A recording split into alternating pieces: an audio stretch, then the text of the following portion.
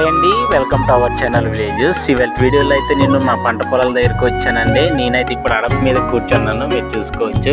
ఈ విధంగా మేము పంట పొలాల గట్టు మీద అయితే అడప తయారు చేసుకొని వాటికి కాపలాగా ఉంటూ మేమైతే ఇక్కడ స్లాబ్ తీరుతూ ఉంటామండి. వీడియో నచ్చితే తప్పకుండా లైక్ చేసి సబ్స్క్రైబ్ చేయండి. Thank you for watching.